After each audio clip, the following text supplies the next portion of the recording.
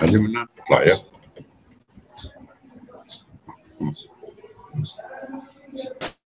ils sont bonjour. Aujourd'hui, nous allons aborder le cours de personnalité pathologique. Pour votre information du cours, vous pouvez venir les prendre, c'est-à-dire le modèle de cours, vous pouvez le prendre au niveau du service, ou bien le délégué de votre section vient récupérer le cours. Nous avons fait le cours la semaine dernière, le sommeil et ses troubles, et aujourd'hui, nous allons faire les personnalités pathologiques. Avant d'aborder quelque chose de pathologique, il faut passer au normal.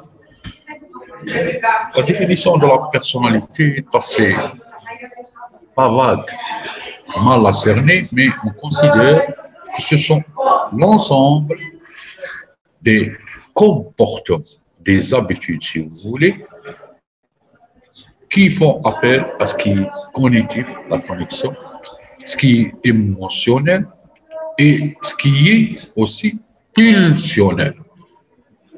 En termes simples, ce sont les types de relations de l'individu par rapport à lui-même et par rapport aussi à l'environnement et surtout par rapport aux personnes dans les moments normaux et pour du stress.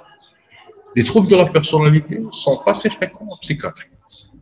Ils peuvent représenter une prévalence de, c'est écrit ici 6 à 8%, mais en vérité, ils peuvent aller jusqu'à 10% de la population générale. Chez nous, il existe, en Algérie, je veux dire, un bon nombre de pourcentages qui se rapportent aux troubles de la personnalité. La personnalité normale, est-ce que vous pouvez, ou ce qu'on pouvons le décrire comme étant un type de relation? Certaines personnes disent que celui-là, il est timide, d'autres, il est anxieux, d'autres, il est impulsif. Et ce sont des conduites qui se répètent au cours de la journée, des semaines et des mois. Ça reste inflexible et rigide. Lorsque l'adaptation est bonne par rapport à l'autre, le type de relation, comment il est le sujet avec lui-même et son environnement, et qu'il n'y a pas d'angoisse, on peut considérer que cette personnalité est normale. Mais pour parler de personnalité pathologique, il faut qu'il y ait angoisse, soit chez le sujet lui-même, soit de l'entourage. Par exemple, une amie, une voisine, oh, elle parle trop, oh, elle est très agressive. Donc, dans ce cas-là, lorsqu'une personne émet ce mode de pensée par rapport à l'autre, ça veut dire que tout simplement, cette personne présente des troubles de la personnalité. Dès qu'il y a angoisse, il y a trouble de la personnalité. Pas dans le stress momentanément. Il faut que cette réflexion se répète dans le temps. Oh, cette personne, elle est tout le temps anxieuse. Oh, cette personne, elle a tendance à dramatiser les choses. Oh, donc, s'il y a angoisse émise par l'entourage ou une personne, pour une personne bien définie, dans ce cas-là, on parle de personnalité pathologique. Donc, par définition, la personnalité, c'est une organisation dynamique. bien sûr. C'est un tout qui a un perpétuel fonctionnement. Il regroupe les connaissances que nous connaissons, les émotions que nous sentons, et les puissants, les instincts. Al-Gharais, on appelle ça en arabe, Al-Gharais.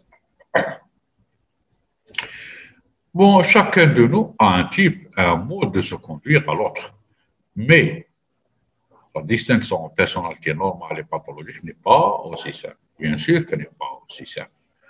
Mais pour les psychiatres, pour l'ensemble des psychiatres, dans les écrits, vous allez trouver ça, que pour parler de pathologique, il faut qu'il y ait angoisse, soit sur le sujet lui-même, soit sur dans l'entourage.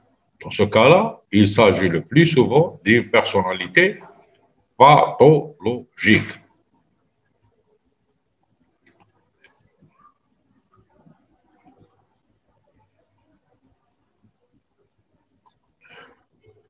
Avant d'aller parler de classification, pour ce qui est de la normalité, pour parler de normalité, la personnalité normale, il y a la normalité statistique, la normalité sociale et la normalité fonctionnelle. La normalité statistique, c'est elle qui se réfère au nombre dans une société bien déterminée. Certains arrivent à s'adapter dans leur vie quotidienne, d'autres ont des troubles de l'adaptation, soit d'une manière intérieure ou extérieure.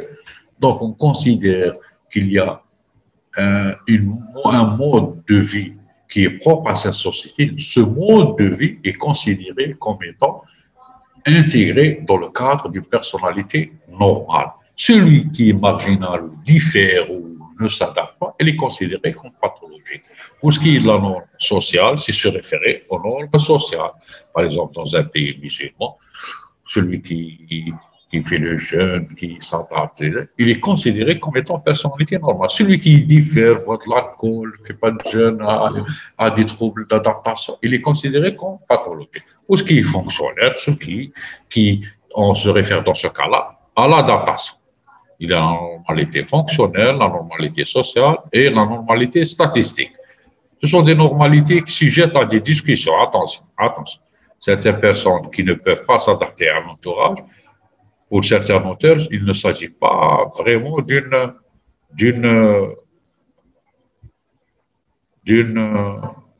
personnalité pathologique. Hein. Bon, pour ce qui est des classifications, il y en existe beaucoup. Nous dépendons de l'école française. Il constitue que la personnalité ou l'origine des troubles de la personnalité remonte dès la naissance et à travers la relation de l'enfant avec sa mère et ses parents et l'environnement, qui fait qu'à l'âge de l'adolescence, plus particulièrement à 18 ans, lorsque la personnalité se constitue, ces différentes étapes, s'ils sont perturbées au cours du développement psycho-affectif de l'enfant, arrivent à faire en sorte qu'il y ait pathologie, plus particulièrement des traits de nature pathologique qui vont se constituer pour avoir une personnalité pathologique. Pour ce qui est de l'école américaine, c'est plus pratique, elle fait un inventaire aux surfaces. Tu as ça, on est dans telle personnalité, on a ça.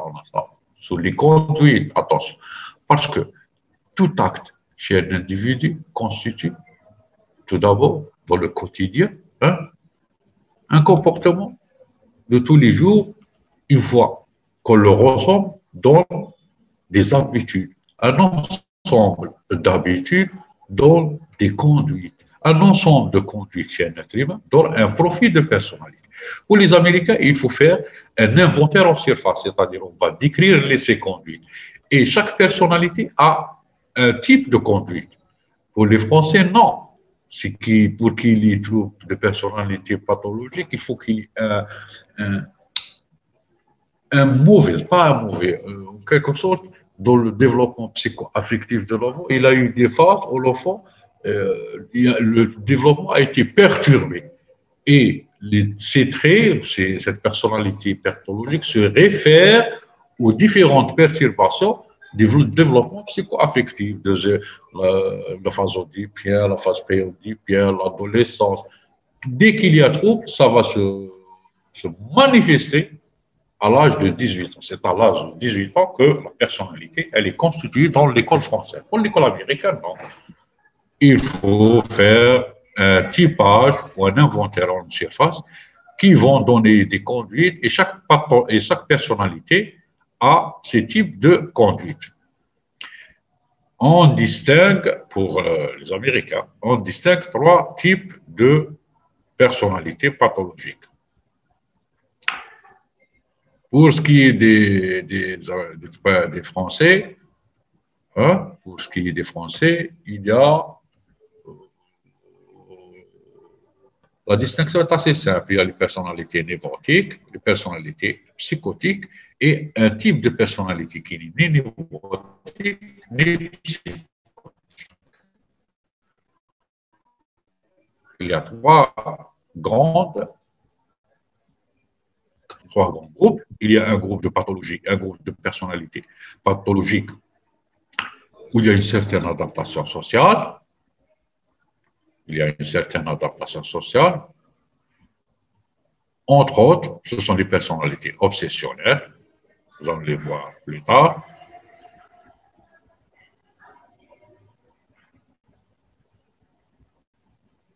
Personnalités évitantes, histrioniques, dépendantes, passif-agressives. Le deuxième groupe est constitué de personnes qui ont une très grave difficulté d'appréciation de la réalité extérieure. Ce sont les personnalités schizoïdes et schizotypiques. Et le troisième groupe, il est caractérisé par une grande désadaptation à l'environnement, avec agressivité, hétéro ou auto-agressivité. Le plus souvent, auto-agressivité. Ce sont les personnalités antisociales, psychopathiques, la personnalité narcissique et la personnalité borderline. En vérité, il existe une certaine analogie. Hein? Il existe une certaine analogie.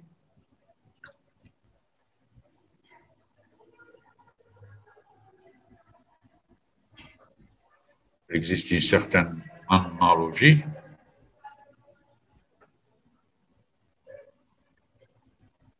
Il existe une certaine analogie en ce qui, vous m'excusez, il y a quelque chose qui ne va pas au niveau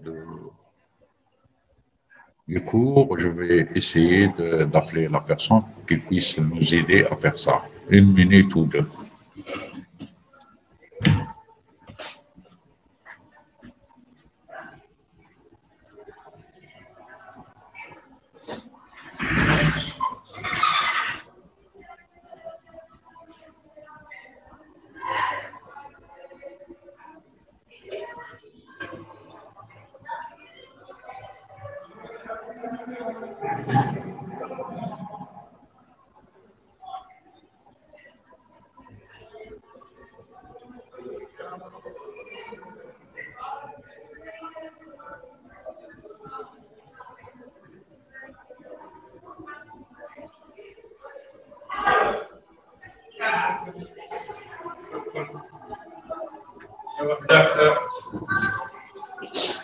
Voilà. دكتور شو هلا جت لا لا peut continuer maintenant hein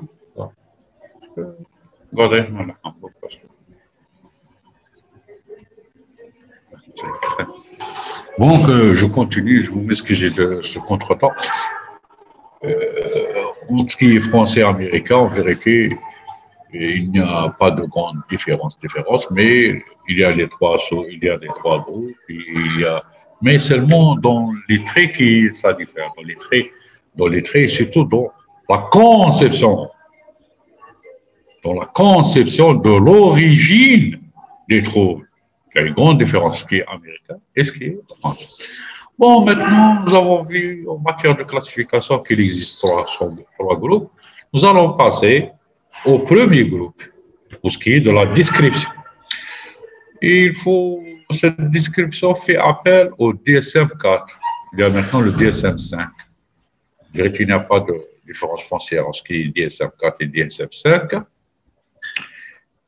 Et La DSM-5, pour votre information, est une classification des troubles mentaux de l'Association des psychiatres américains. C'est américain. Pour ce qui est de la personnalité obsessionnelle, pour votre information, elle n'est pas aussi fréquente dans notre culture. Elle n'est pas aussi fréquente par notre culture et elle se caractérise par un bon nombre de traits. Le premier trait est la tendance au collectionnisme et au manque de générosité. Ce sont des êtres, des personnes qui ont un problème conflictuel avec l'argent. Ce sont des radins, et il ne peut se détacher de n'importe quelle chose qu'il est dans son possession. Il aime l'ordre, le perfectionnisme, et il est toujours dans l'indécision et le doute. Voilà quelques traits qui font qu'il y ait une personnalité obsessionnelle. Mais la personnalité obsessionnelle, elle est importante parce que, dans une certaine mesure, c'est elle qui va être à l'origine d'une pathologie assez fréquente dans notre culture qu'on appelle les TOC. En arabe, on dit al-waswas al-qahri. Le waswas al-qahri, la névrose obsessionnelle ou les troubles obsessionnels compulsifs sont extrêmement fréquents dans notre culture. La personnalité, par contre, la personnalité obsessionnelle n'est pas aussi fréquente. Hein. Elle se caractérise, c'est écrit ici, par le perfectionnisme. Il aime l'ordre, la symétrie. Vous entrez dans une chambre d'un type obsessionnel, vous voyez que la chambre est bien organisée, les livres sont bien rangés, la propreté elle est extrême. C'est un sujet qui ne peut vous donner n'importe quoi. Il est d'un manque de générosité, tendance au collectionnisme. Et il a tendance à maintenir ses affaires. Et le doute, il est toujours dans le doute. Il vérifie, lorsqu'il écrit un chèque, il vérifie, lorsqu'il ferme une porte, il vérifie, lorsqu'il sort de la maison, des fois il revient à la maison, il va voir s'il n'a pas fermé la porte, s'il n'a pas fait cela, s'il n'a pas fait ceci. Ce sont des traits, pas l'ensemble des traits, mais les traits les plus saillants dans la personnalité obsessionnelle. En deuxième, nous allons parler de la personnalité évitante. La personnalité évitante, appelée autrefois la personnalité phobique, khawef, en arabe on dit khawef, c'est une personnalité qui est très fréquente dans notre culture. Très fréquente dans notre culture. C'est une personne qui n'existe que dans un type de relation qui est assez particulier. Il ne peut sortir ou ne peut faire d'activité sociale que s'il est dans un milieu rassurant, par exemple les parents ou des amis intimes. C'est pour ça que leur cercle de relation il est restreint. Il a tendance, il a cette idée d'être mal critiqué, mal vu, souvent critiqué. Toujours,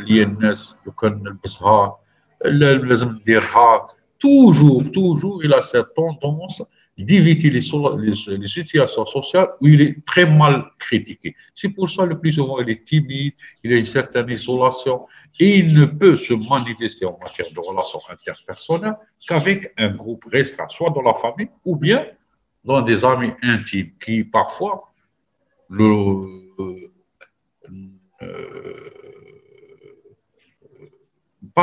ne comprennent pas. Donc, parfois, ils se sentent en sûreté, en sécurité avec eux. C'est la personnalité évitante.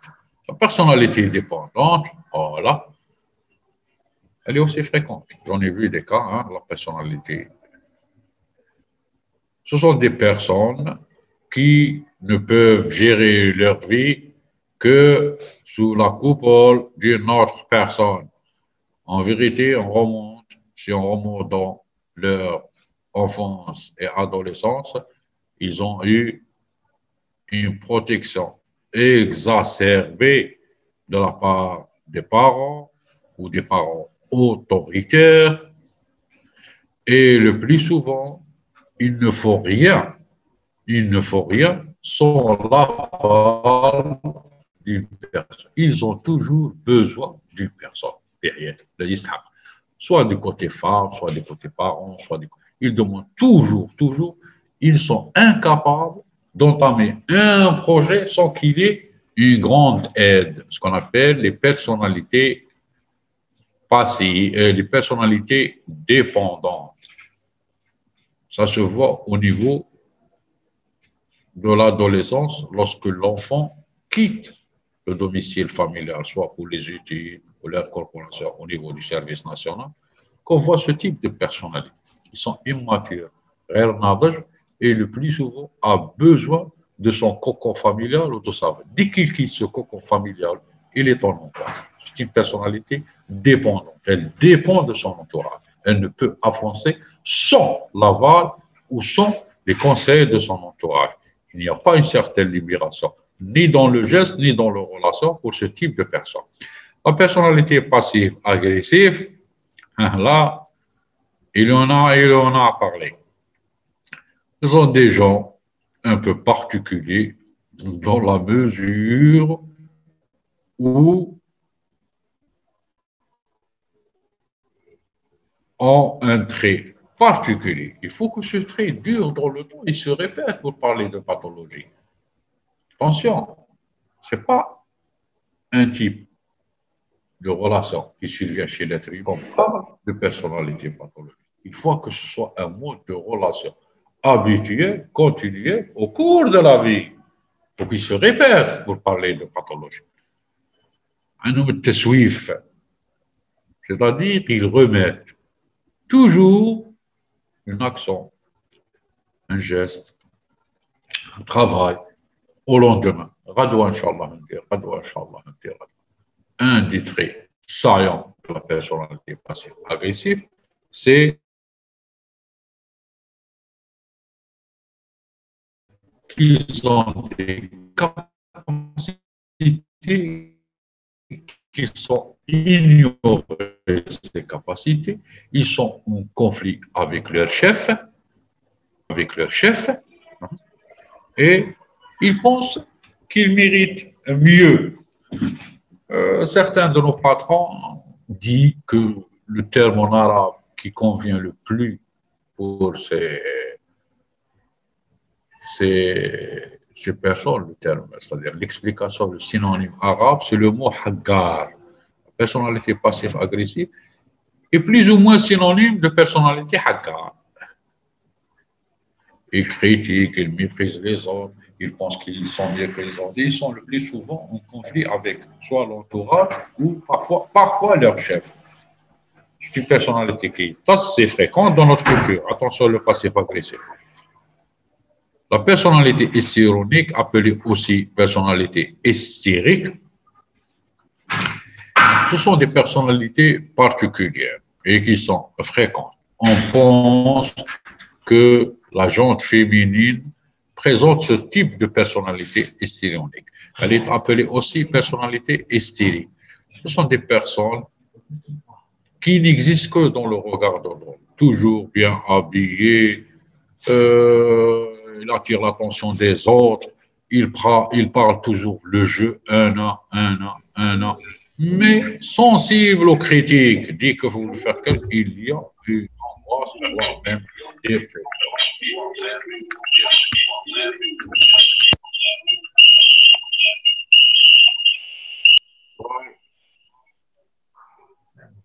dépression.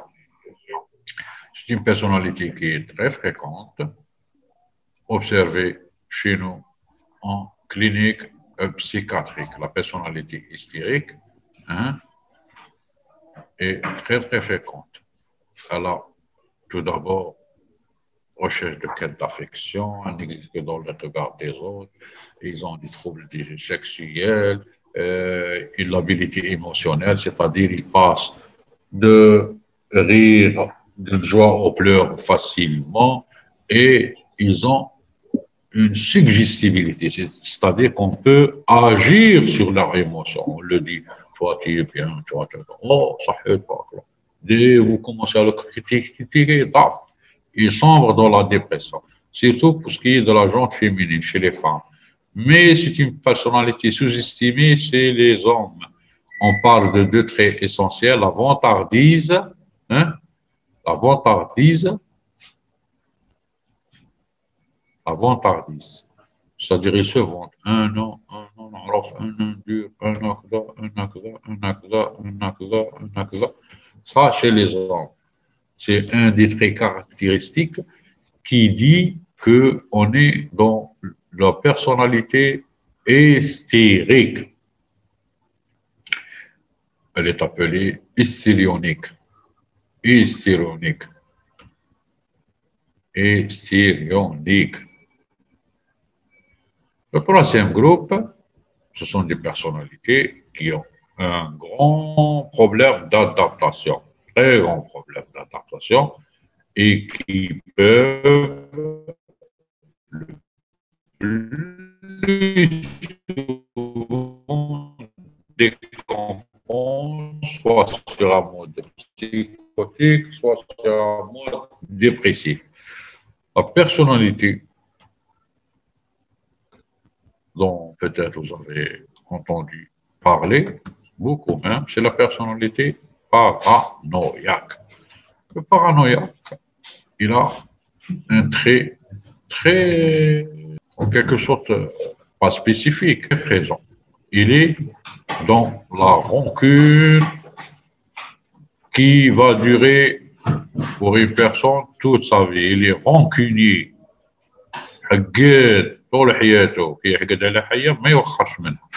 Et un orgueil.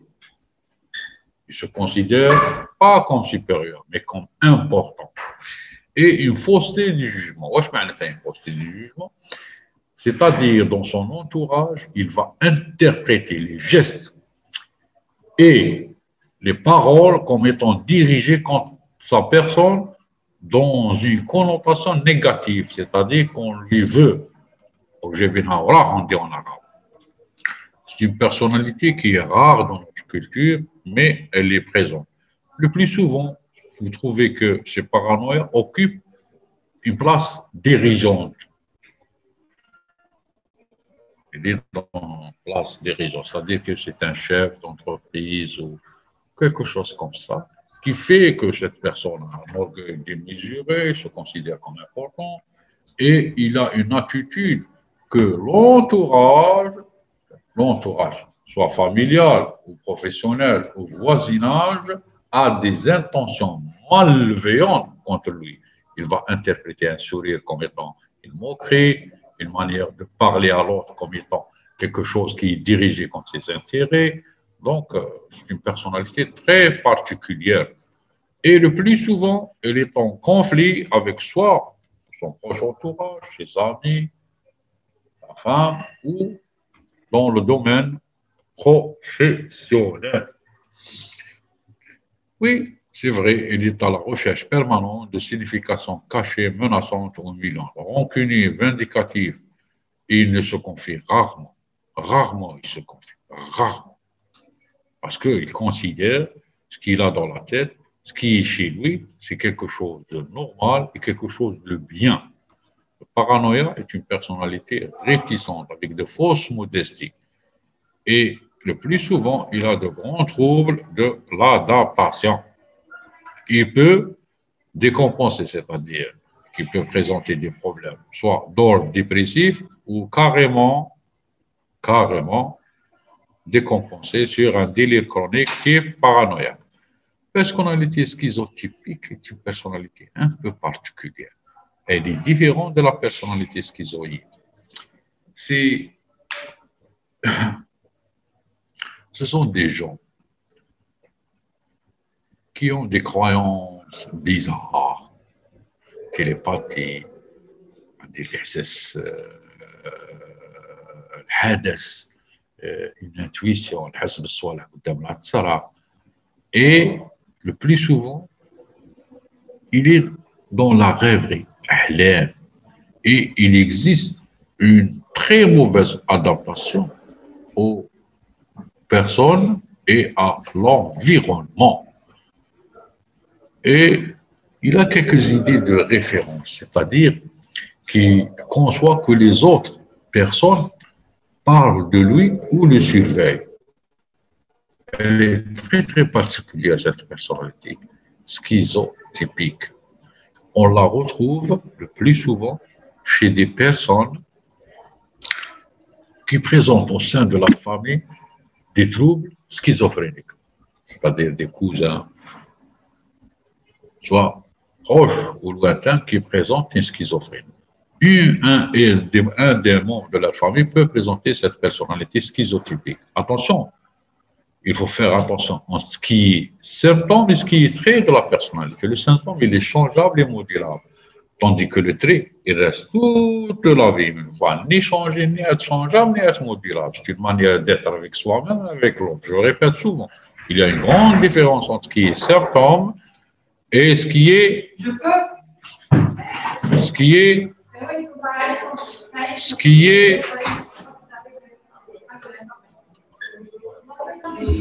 trait de personnalité. La personnalité schizoïde, c'est une personnalité très facile à faire son diagnostic. Ce sont des personnes qui ont tendance à l'isolement, timides. Ils ne se trouvent que dans le centre familial. Elles sont plus fréquentes chez l'homme que chez la femme. Les relations sociales sont très restreintes. Ce sont des types qui aiment les animaux, le travail de nuit. Plus souvent, il est chez lui, dans sa chambre, isolé, timide, il parle peu aux gens. Et il est insensible aux éloges qu'on vous le fait. Pour lui, ça importe peu. Et le plus souvent, il est seul, distant, froid, c'est-à-dire qu'il ne montre aucun signe. C'est une personnalité. Attention. Attention, parce que cette personnalité schizoïde a tendance à l'isolement, à la rêverie, travail de nuit, aime les animaux, aime les endroits où il y a peu de gens, par exemple dans la forêt, dans les espaces. Une personnalité qui est parfois retrouvée dans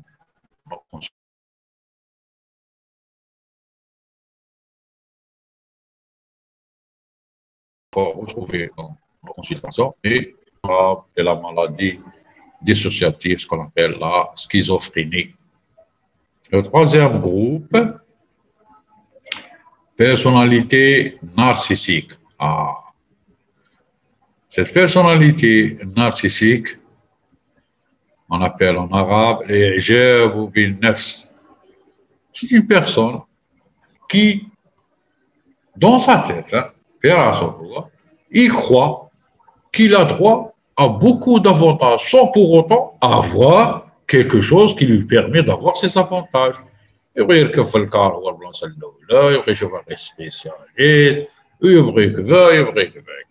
Cette personnalité narcissique, un soi grandiose, démesuré, un amour de soi-même démesuré. Il aime être dans le phare de la société. Et on lui doit, pour ce qui est de relation avec les autres, on lui doit respect, on lui doit assistance, on lui doit alors qu'il n'a pas les capacités requises pour prétendre à ces choses-là.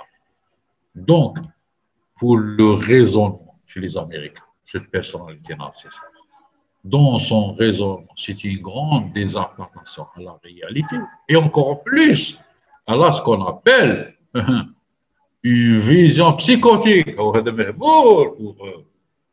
Psychotique, c'est-à-dire c'est une constitution psychotique. Et elle méprise les autres. Ah, non, c'est moi le patron.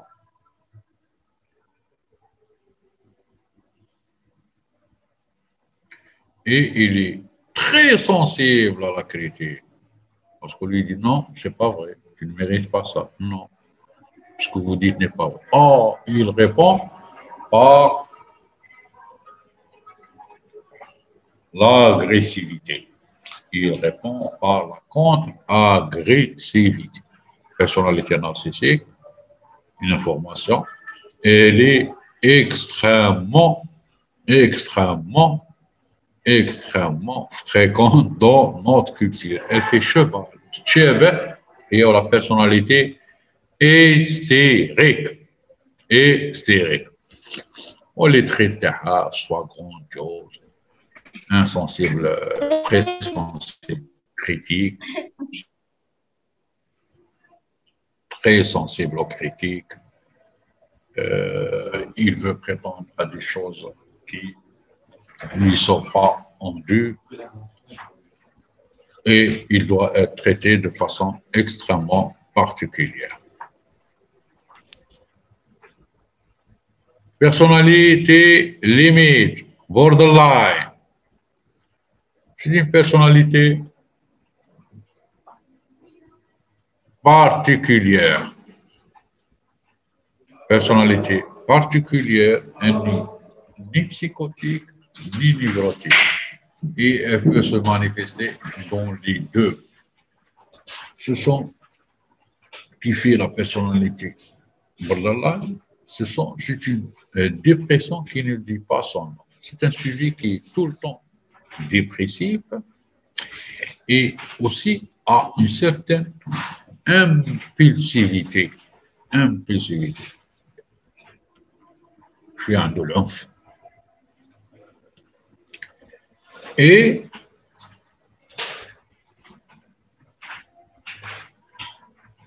un grand problème d'identification au soi.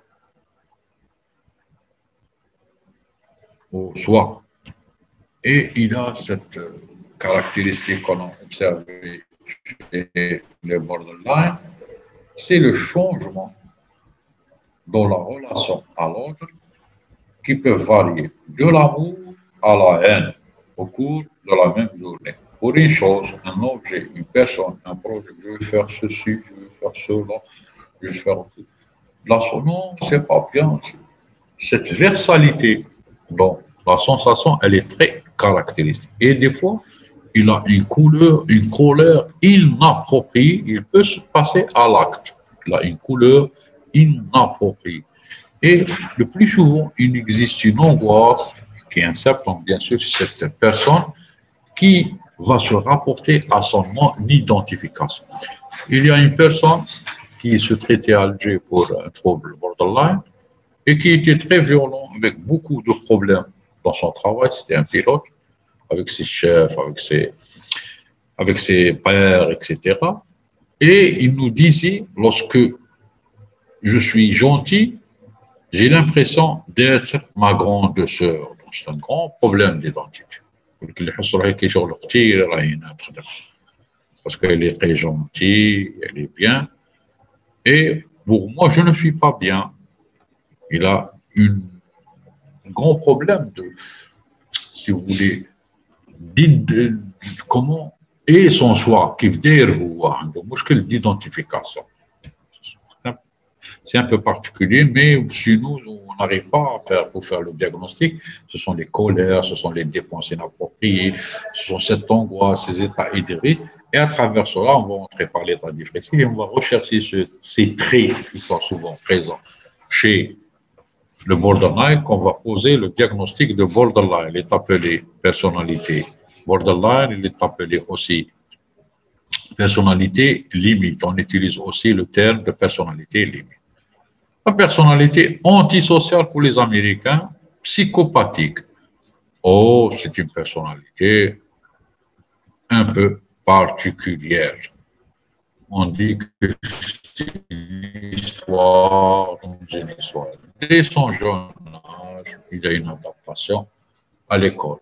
L'école, cruauté envers les animaux, haïs, dispute, instabilité professionnelle, il ne fait pas de stage, il termine pas ses études. Il commence au niveau de la délinquance par voler, chaparder, fuguer mentale. Et le plus souvent, il termine dans la prison. Avant, il peut y avoir prise de toxiques, et c'est un éternel récidiviste. il n'a pas peur de l'autorité ni de la loi. Il répète, donc sa vie est une histoire dans une histoire. Et le plus souvent, c'est ce sujet, il y a absence d'angoisse, absence de critique. Il ne va pas se critiquer soi-même, il ne présente pas d'angoisse. Contrairement au borderline, il y a de l'angoisse et une certaine critique de, de, de sa façon d'être avec l'autre. Alors que le psychopathe, non. رجلة ما يخافش. C'est une personnalité qui est fréquente chez l'homme plus que chez la femme. Et les complications, ce sont suicide, bagarre. Le plus souvent, ils terminent mal. Les vrais psychopathes, les antisociaux, soit dans le suicide, ou bien les accidents de la voie publique sous l'emprise de l'alcool, ou ils ont le plus souvent des démêlés avec la justice. Ce sont des habitués de la prison.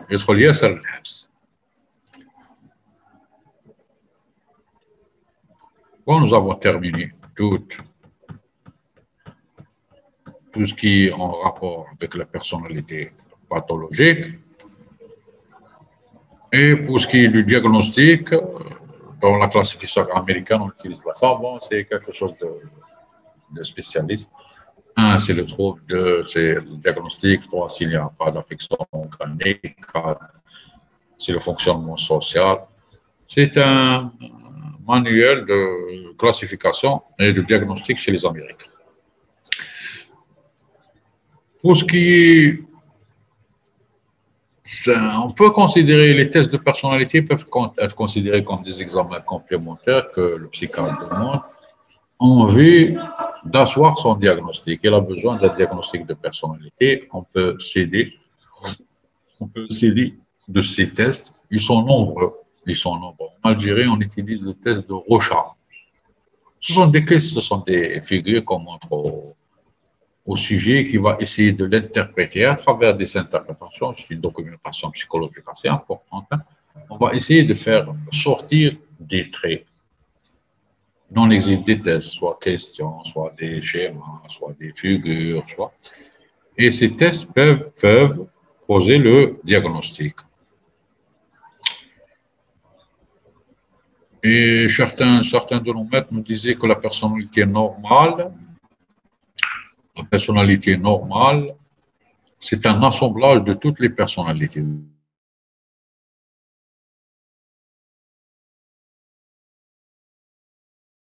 D'hystérie, un peu d'obsession, et qui s'assemblent pour constituer une mosaïque, mais sans pour autant être dans un seul trait de personnalité. C'est-à-dire sans pour autant avoir qu'un seul trait, fonctionner que sur un trait. Trait paranoïa, trait hystérique, trait obsessionnel. Mais nous avons une mosaïque, chacun de nous aime bien parler, attirer le regard de l'autre. Et parfois, il a un orgueil démesuré, parfois, il est un peu radin, quand même.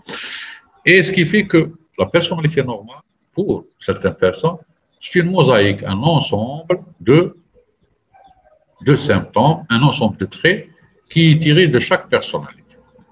Moujma' min al-kull. Bon, nous avons terminé notre cours. S'il y a lieu de poser des questions, je suis là pour vous répondre. Et en fin de cours, j'insiste pour que vous déléguez ou un de vos collègues vienne au niveau du service pour récupérer les cours, parce que l'examen, hein, c'est peut-être pour la semaine prochaine. Donc, il faut que vous ayez des documents pour pouvoir préparer votre examen. Ça, je termine.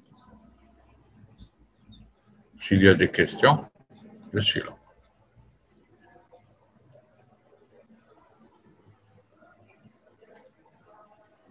Qui dit que je peux attendre directement, non? Ça y est, on a terminé.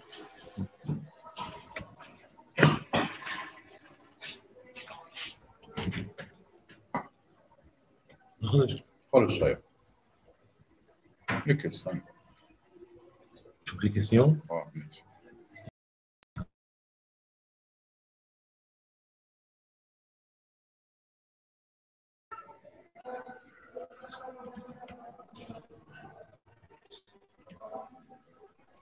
Docteur, j'ai une question.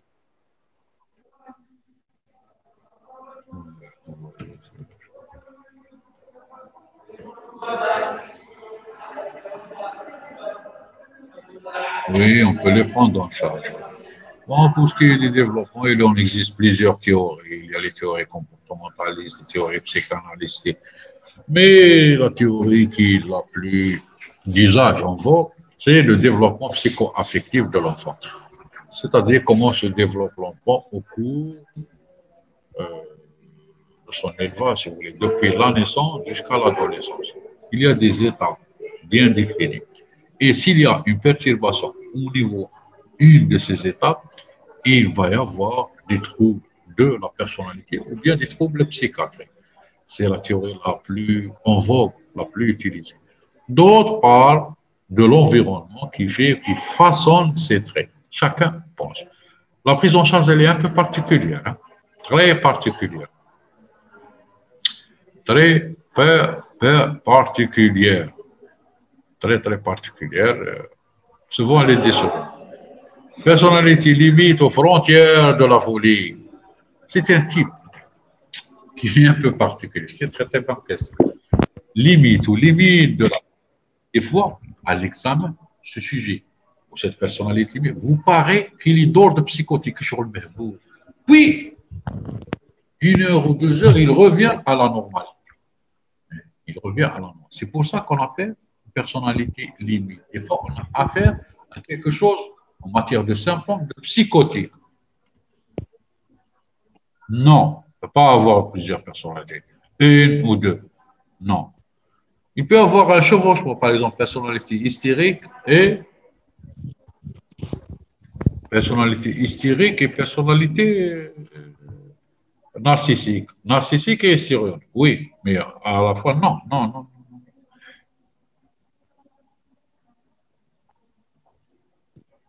Non, pas l'antisocial. L'antisocial psychopathique, celui qui est isolé, aime les animaux, c'est la personnalité schizoïde.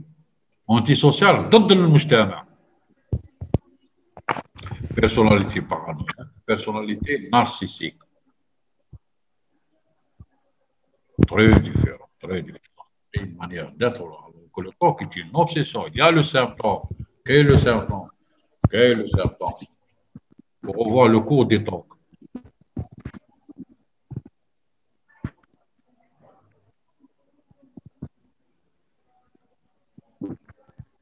Non, on peut changer, oui, on peut changer, oui. On peut changer, c'est un peu difficile. Il faut qu'il y ait un rapport entre ce qui est personnalité et de... Non, vous voyez que c'est une sensation qui est très fréquente chez les étudiants. Des fois, ils doutent de leur soi. Lorsqu'on leur dit que, lorsqu'on leur présente leur cours, ils croient qu'ils sont atteints de ces troubles. Non, non, non, c'est pas vrai ça. Et en deuxième lieu, on peut se songer. Parce qu'on n'a pas de trop grands troubles pathologiques. Parce que la personnalité pathologique, pour la faire changer, il faut, qu'elle soit considérée comme personnalité pathologique, et 2, il faut qu'il ait affaire à un spécialiste en la matière, un psychiatre, un psychologue qui connaît et les troubles de la personnalité et leur prise en charge. Oui, la personnalité antisociale et psychopathique, c'est la même chose. Antisociale, c'est pour les Américains. Pour les Français, c'est psychopathique. Donc, ce n'est pas l'automatisme mental, ce n'est pas dans notre cours, c'est autre chose, ça. Non, bipolarité, c'est pas. Bipolarité, c'est autre chose.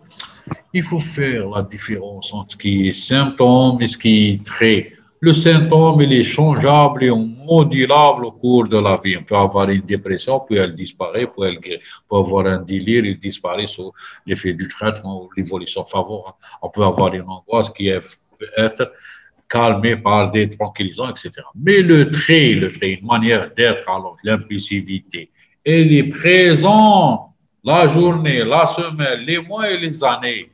Ça ne change pas. Voilà la grande différence. Ce qui est symptôme, ce qui est la manière d'être. Alors, كيفاه انا مع الناس الاخرين كيفاه نتخمم كيفاه نشوف كيفاه نهضر voilà c'est le trait, mais ce que j'ai comme symptôme c'est autre chose, ce n'est pas un trait. Très difficile comment différencier la personnalité bipolaire est très difficile. Même les psychiatres, très très bonne question, même les psychiatres, parfois, en ce qui est personnalité, limite, et ce qui est bipolarité, trouve énormément de problèmes. Surtout s'il y a les cycles rapides. Ah oui, très très bonne question. Très très bonne question.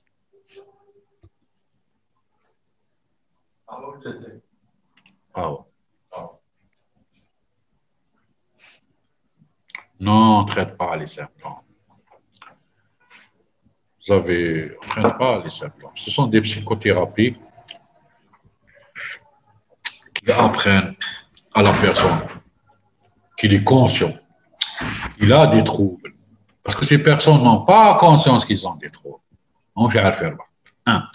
La deuxième, comprendre l'origine du trouble par la psychanalyse, par les théories comportementales. Et on essaye de moduler son comportement selon ses aptitudes et selon sa force de changer. Comme c'est facile, c'est un travail qui peut durer 3 mois, 4 mois, 6 mois, une année. Et dans certains écrits, on dit que le traitement pour ces personnalités, il est décevant. C'est-à-dire qu'il n'arrive pas à changer à 100% la personnalité. Non, on ne peut pas changer. Oh, je n'ai pas dit ça. يروحوا ادوهم للسيرفيس. Non, أرواحوا ادوهم للسيرفيس. أرواحوا ادوا l'école تاعكم للسيرفيس. C'est ça. Personnalité multiple, c'est autre chose. On n'a pas parlé de personne. On n'a pas pensé. Personnalité multiple, c'est une personnalité qui a été individualisée par les Américains. Une personne, c'est une même personne qui peut avoir plusieurs personnalités. C'est dans les films, dans les cas. Et c'est une réalité, mais qui n'est pas, qui est contestée par beaucoup d'auteurs, la personnalité multiple. Oui, on considère comme personnalité pathologique. On considère comme pathologique, personnalité pathologique. Oui. Deux cours.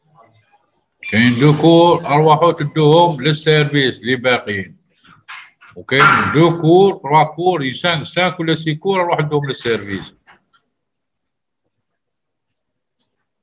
Non, ils ne sont pas conscients de leur trouble. Bien sûr qu'ils ne sont pas conscients de leur trouble. Des fois, il existe un certain. Ils sont conscients de leur trouble s'ils présentent une décompensation, pas conscient, pour consulter. Une dépression, un bon nombre de troubles, un problème dans le travail, un problème avec le conjoint, là, ils viennent consulter. Et on trouve qu'ils n'ont pas de symptômes, qu'il s'agit d'un problème de personnalité. La bipolarité, c'est un symptôme, manie ou dépression. La personnalité limite n'a pas de symptômes. Ce sont des attitudes envers l'autre, leur relation envers l'autre, colère, haine, problème d'identification du soi. La bipolarité est une maladie, ce qu'on appelle les troubles bipolaires. Soit vous avez de la dépression, soit vous avez de la manie. Il y a un symptôme. Dans la personnalité limite, il n'y a pas de symptômes. C'est une conduite, il se fasse en colère, il aime, etc. Prise de toxique. Ce n'est pas, c'est un trait, c'est une manière de conduire. Alors que la bipolarité, c'est un symptôme, la dépression ou la manie. يوثقوني كل يوم صوف الاثنين خليها لكم عند السكرتير وتقوا لكم.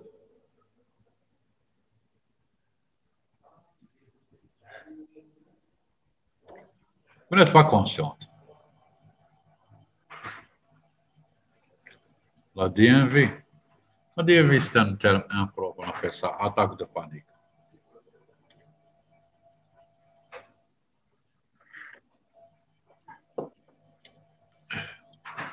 La DMV, c'est l'attaque de panique. C'est une crise d'angoisse appelée improprement DMV. Non, il ne faut pas travailler sur notre œil. Voilà, ce sont des personnes qui maîtrisent le domaine. Ce n'est pas donné à n'importe qui.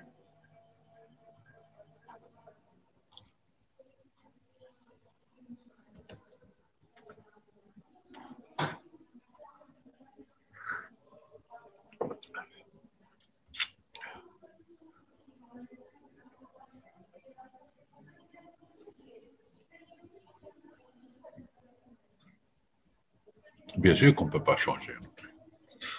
C'est une nature. Ça rigolo. L'habitude est une seconde nature. Et moi, je c'est pas le problème.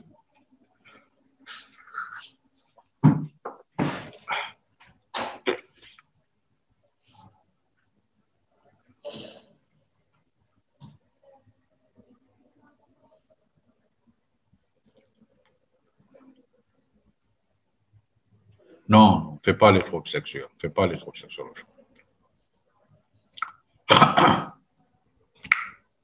Fais pas le cours des troubles sexuels.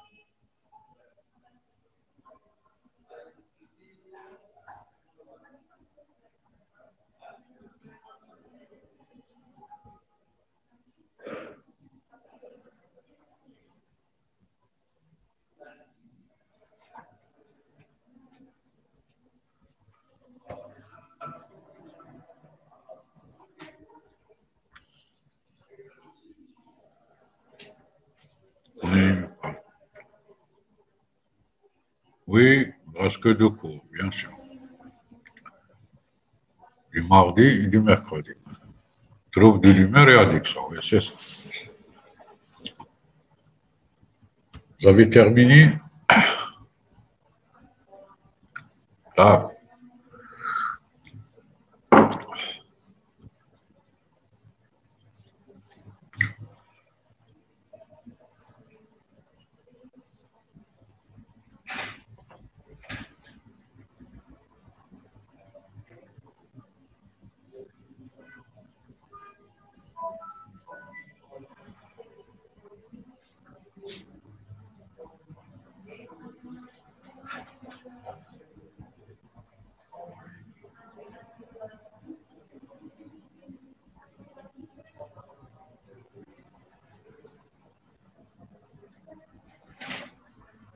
Non, on ne l'a pas fait, les exercices.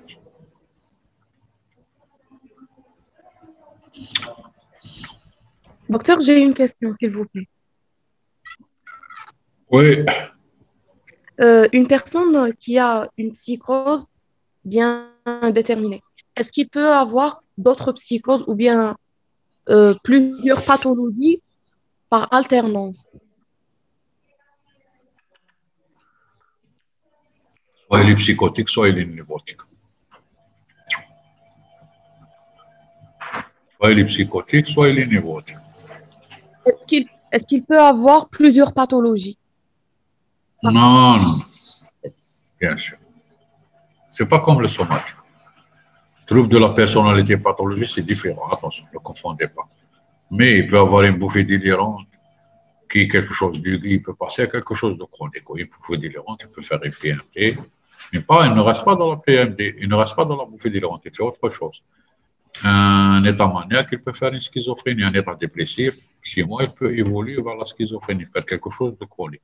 Mais deux à la fois, non. Ne confondez pas trouble de la personnalité et pathologie mentale. Attention, une personnalité obsessionnelle peut faire une névrose obsessionnelle ou des TOC.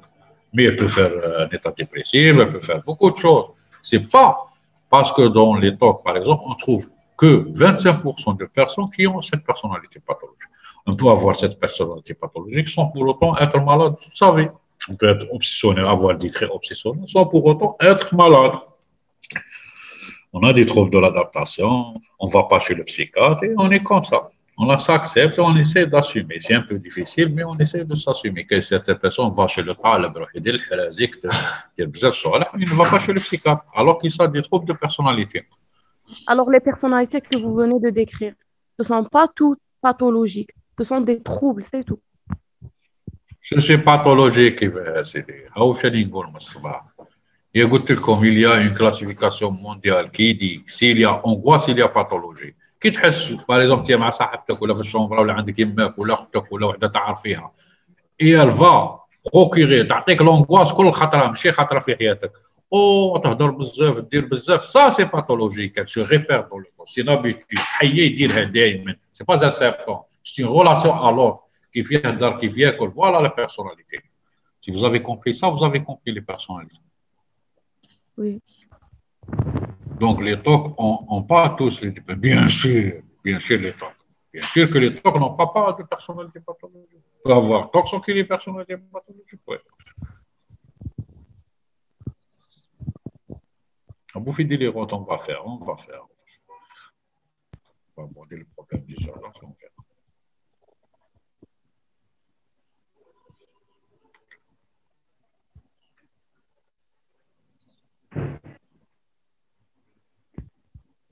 Docteur, j'ai une question d'autre cours. Je peux ما la عنديش poser? الوقت انا خلاص نكمل ونروح. D'accord, merci.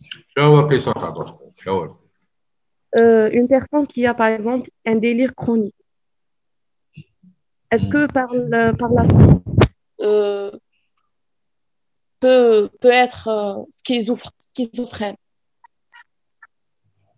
J'ai pas compris la question. Il faut formuler d'une manière claire la question.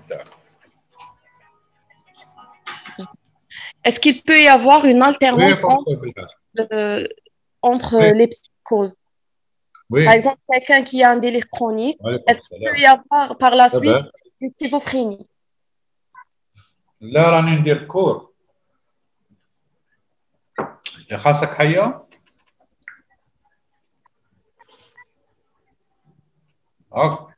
هاك نجي.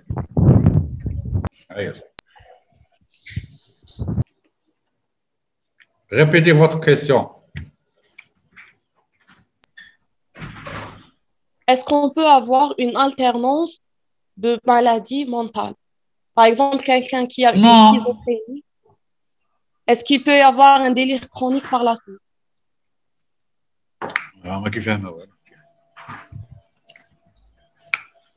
Il faut revoir votre cours de délai chronique.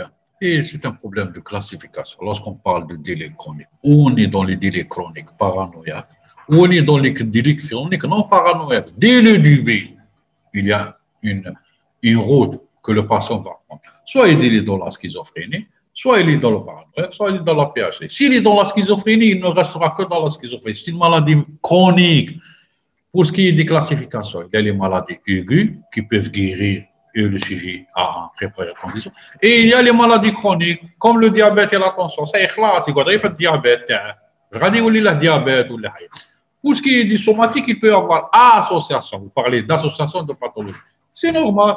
Le schizophrène peut faire une dépression, peut être conduite addictive, mais il ne peut pas sauter d'un cadre nosographique à un cadre nosographique. Il est schizophrène, il reste schizophrène. Il est paranoïaque. Non, il ne peut pas être paranoïaque. C'est une autre entité, c'est une autre maladie. Il ne peut pas y avoir interférence ou bien concomitance des deux maladies.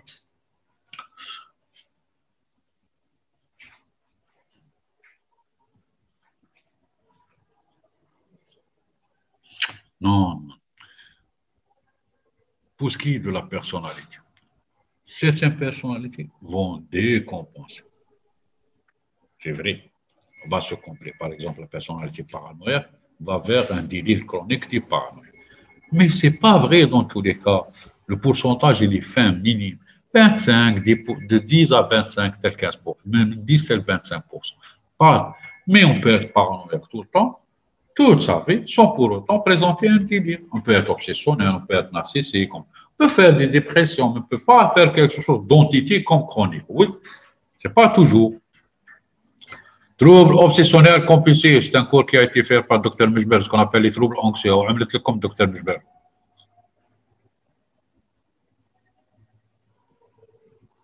Tendance, ah,